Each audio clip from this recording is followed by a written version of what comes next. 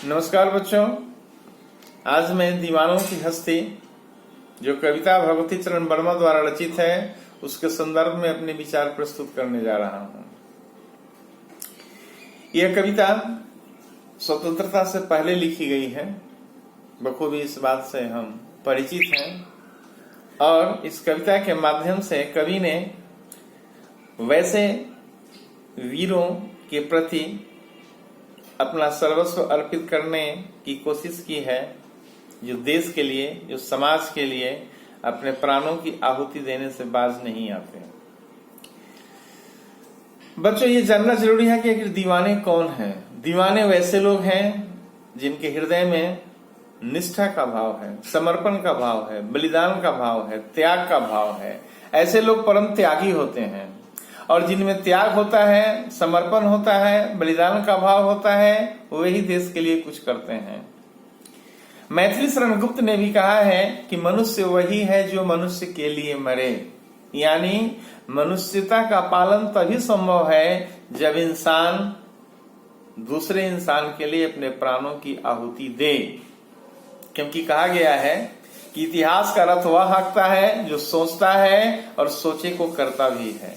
हमें महज सोचने की आवश्यकता नहीं है कि हम देश के लिए ऐसा करेंगे वैसा करेंगे, बल्कि उसे कर दिखाना भी है। तभी हम सच्चे निष्ठावान, सच्चे देशभक्त, सच्चे देश प्रेमी कहलाएंगे।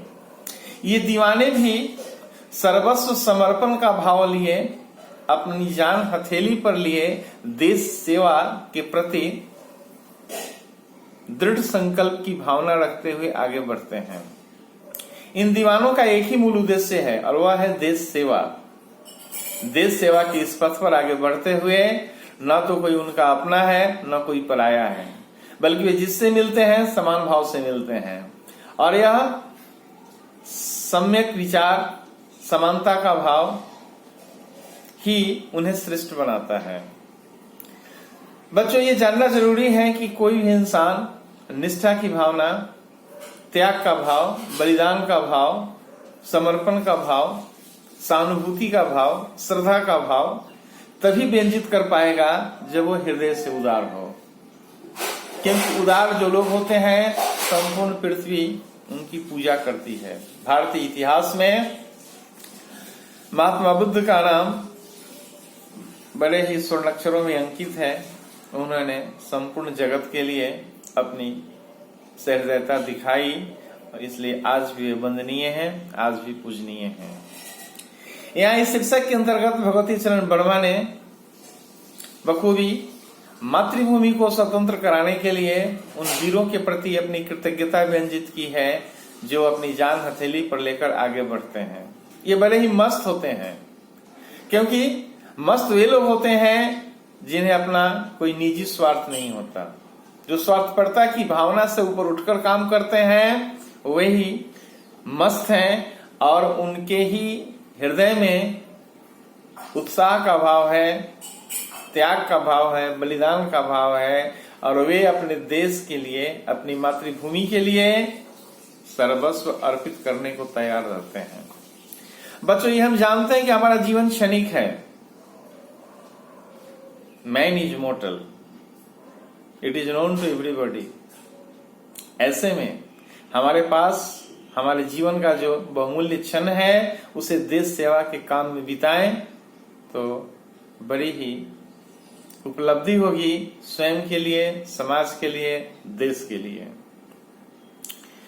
बच्चों, दीवाने कहीं एक जगह नहीं रहते क्योंकि उनका कोई खास अपना घर नहीं होता। वे संपूर्ण समाज को, संपूर्ण देश को अपना मानते हैं। इसलिए आज यहाँ है तो कल वहां है।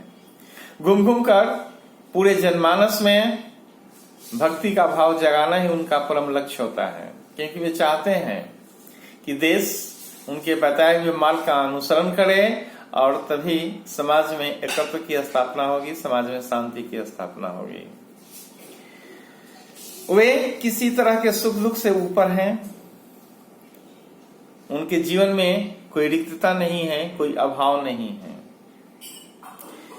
यदि उन्होंने सफलता प्राप्त नहीं भी की तो अपनी सफलता पर आंसू नहीं बहाते, क्योंकि ऐसा कहा गया है कि failure are the pillar of success, असफलता ही सफलता की जननी है।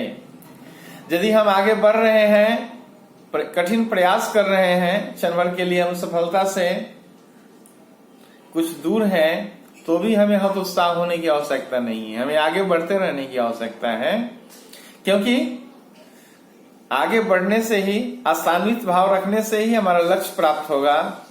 और ऐसे दीवाने संपूर्ण देशवासियों को आबाद रहने की मंगल कामना करते हुए अपने लक्ष्य की ओर बढ़ते जाते हैं, ताकि उनके जीवन का जो बंधन है, उनके मार्ग का जो बंधन है, उसे काट दिया जाए, उसे मिटा दिया जाए, उसे समाप्त कर दिया जाए।